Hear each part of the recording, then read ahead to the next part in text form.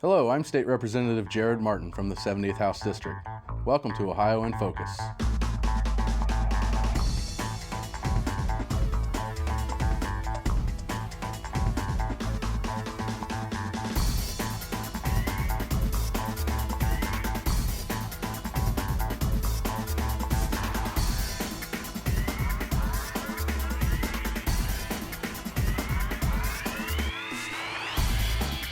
Hello, and welcome to this edition of Ohio in Focus, a program that brings state government to you. I'm your host, Charles Willoughby, and we have with us today State Representative Jarrod Martin, who serves the 70th House District, which includes portions of northwestern Greene County. Thank you for joining us, Representative. Thanks for having me. It's a pleasure to be here. Well, we've had you here. This is your second term in the Ohio House of Representatives, but why don't you give us a brief background about some of your leadership positions and what you did before coming here? Well, before being elected to the State House, I served in some volunteer capacities for the city of Beaver Creek. Eventually I was elected to City Council in Beaver Creek. Served one term on City Council before running for and being elected to the State House Representatives. In my second term, I sit on the Public Utilities and Local Government Committee, and I chair the Veterans Affairs Committee, which works out very nice for my district because we large portions of my district borders Wright-Patterson Air Force Base, and I have a very large veteran population, veteran constituency. What would you say, if not the Veterans Affairs and some of those aspects of your district, what inspired you to run for state representative initially? Well, essentially, we'll start with my birthday is July 4th, so I've always had this predisposition to be involved. And really, when I moved back to Beaver Creek from college, I started paying attention to the local government. I had a high school teacher always told us, don't be apathetic and ill-informed. Mm-hmm. And I was unhappy with some of the decisions that city council was making. I complained to enough people, they got tired of listening to me complain. They said, go do something about it. And that's what prompted me to go up and start volunteering for the city. And I worked on, I started on the Beaver Creek Environmental Advisory Committee and served on that committee for over a year before being moved to the Beaver Creek Planning Commission, where I served for almost 4 years on that committee before being approached by a group of citizens and asked to run for city council. At that time, when I was on city council, I very much enjoyed the work I was doing there and had every intention of running for a second term on city council. When the way things worked out, it became an open seat. There was no incumbent in the seat, and I was again approached by a different group of citizens and asked to run for this seat. So that's kind of the quick and dirty on how I got to being here. Well, we're grateful to have you here, and glad that there was a good progression from city council on up to the state house. Well, it's nice to, and a lot of representatives up here have some local government experience, whether it be township trustee or city council or school board, and I think it's important for the work that we do up here in the state government to have that local government background. I would agree. I think that is useful and probably a great experience to be able to share with the other members here. Now, as you know, there's 99 House districts, all of them being unique. You mentioned you have Wright-Patterson Air Force Base in yours. What would you say specifically for the 70th House District are some of the most important challenges or issues that have been brought up? Well, like the entire state, the economy is always, I think, number one on people's minds right now in jobs. We are fortunate. My district seems to maybe not be as as hard as some of the rest of the state. We have a lower unemployment. It's still high, but lower than some areas of the state, and it's largely due to Wright-Patterson Air Force Base and going all the way back to 2005 in a process called BRAC, or Base Realignment and Closure, where Wright-Pat was a very big winner in that we were able to bring in opportunities from other bases around the state, and they were consolidated at Wright-Pat. Wright-Pat is an important part of our state here. It's obviously good experience with the Veterans Affairs leadership that you've done before in the past. In addition to Veterans Affairs, or including Veterans Affairs, what legislative initiatives have you brought up recently or you've been involved with here in the State House? I've been involved with a number of the pro-business issues. We have House Bill 61, which is passed out of committee, which would provide for small businesses to be able to offer a compensatory time off in lieu of overtime worked. Been involved with a number of the other bills that have passed, including the CSI bill, the Common Sense Initiative, and some of those other things. I've also got what I like to refer to as constituent work or district. It's district specific, and it was driven by constituents of mine. Very excited. The governor's going to sign it tomorrow, 3:30 tomorrow. We're set up to have the governor sign House Bill 92, a pro-family bill dealing with adoption. And the Franklin family from my district approached me. We've been working on this. The bill was introduced in the last General Assembly and made it out of committee, but I think that was about as far as it went. And we reintroduced it this year and worked with some different folks. And the bill changed a little bit, but basically it is widening some of the opportunities for children to be adopted, and the foster family world they refer to as giving these kids a forever family. And this is important to not only my district and the Franklin family who brought it to my attention, but we've already received some emails from people that this bill is going to positively affect, and it's a good pro-family bill. And like I said, we're very excited to have the governor sign it at 3:30 tomorrow. Well, that always feels good, knowing that it's going to have a direct effect on your constituents.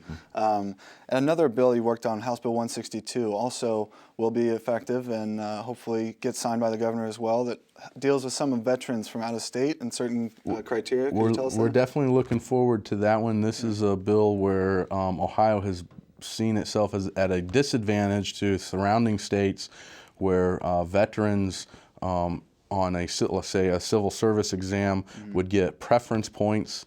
Ohio has current law restricts some of those preference points that the veterans may receive.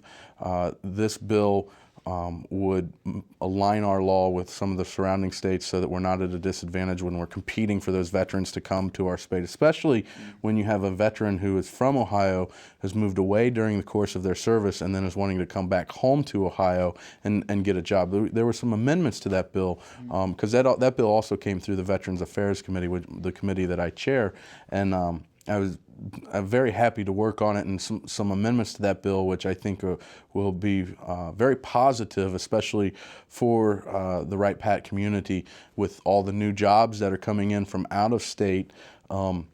We were able to put into this bill a piece that would allow Ohio to recognize licensures and certifications from other states, so that maybe some of the spouses of these military personnel, because we live in a society where almost all families take two incomes.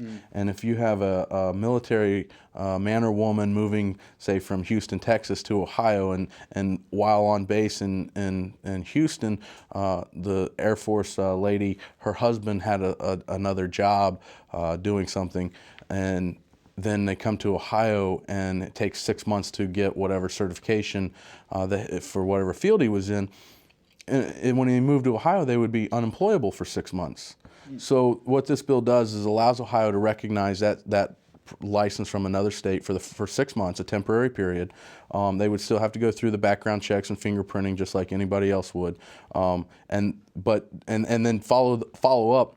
They have to get their Ohio certification, but it allows them to continue to work for that time period while they're getting their Ohio certification. And one of the cosmetology license is the example we usually use, where a spouse has a cosmetology license. They can come in on day one. They can now, when they move to Ohio, both individuals can work. Well, I'm sure that the veterans that will be affected by this will be happy to get a fair shake when they come back from serving our country and serving the state. Absolutely, we're always looking to do. We owe so much to them, the sacrifices that the veteran community makes, just being away from their families and in such a hostile environment. So whatever we can do to help them is what we're going to do. Now, another bill that you worked on was House Bill 45. Could you give us a little bit in background about that? House Bill 45 has a companion in the Senate, Senate Bill 17. 17 is going to be the one that the governor signs. I think they've both been passed. This is the restaurant carry and vehicle carry fix for the concealed carry license. This has been one of the big issues for the concealed carry community, in that if and in fact, we had a representative who gave this example, that he had gone on a bike trip with 4 or 5 friends, and he has a concealed carry license, and in his fanny pack that he had on his bike, he had his weapon with him, and they stopped somewhere along the bike trail and went into a restaurant to grab a bite to eat and get something to drink. Well, he's in this situation where he has his weapon on him. The restaurant they were going into had a liquor license, and because of Ohio law, he couldn't take that into the restaurant, and he was faced with a situation where he's either got to sit outside while everybody goes in and eats and drinks, or leave his weapon strapped to his bicycle, which is certainly not the preferable place to leave it. The restaurant carry will allow a concealed carry licensee to carry into any facility with any class liquor permit, so long as they are not drinking or already under the influence of drugs or alcohol. It also has some fixes to the car carry, where the law was very confusing on where the gun had to be, how it had to be, and what had to happen.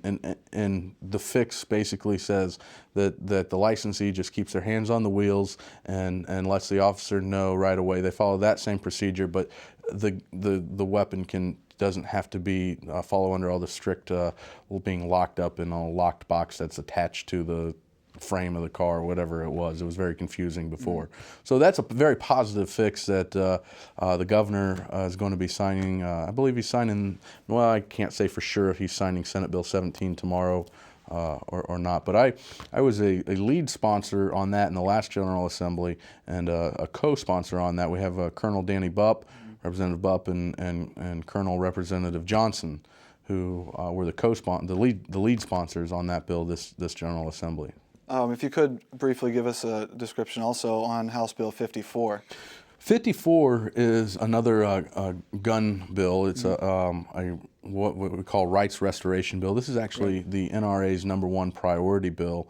And what happened with this situation, Ohio had for decades, going back to I think it's the late 60s or early 70s, a process where if an individual was under what is known as, it's a technical legal term, firearm disability, there was a process in place where they could petition the court and go to the judge, they'd fill out the paperwork, and ask to have their firearm rights restored.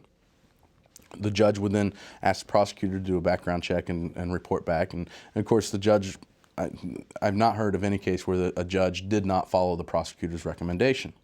Well, in 2008, there was a Supreme Court case. And the gist of that Supreme Court case was that if your state does not restore all firearm rights, then they cannot restore any firearm rights. And I'm sorry, that Supreme Court case was 1998. In 2008, the Bureau of Alcohol, Tobacco, Firearms, and Explosives, the federal BATFE, was reviewing Ohio statute, and they said, oh, Ohio, you don't restore all rights. There's this one classification of guns called, another special legal term, called dangerous ordnance. Now, most regular, everyday guys, you and I, unless you may, I don't have dangerous ordnance. Dangerous ordnance is one of these terms really usually for collectors who are, they collect, they may have a rocket launcher or a big special 50 caliber military style machine gun. I don't believe I would fall into that category either. But these special type of military grade weapons that generally you see collectors have, those are called dangerous ordnance. Ohio did not have a process to restore dangerous ordnance. Well, BATFE in 2008 comes in and says you don't have this process. They actually sent letters out to people who had their rights restored and said, all of a sudden, well, your rights were restored incorrectly. You do not meet the criteria. You have to surrender all your firearms or face felony firearm possession charges.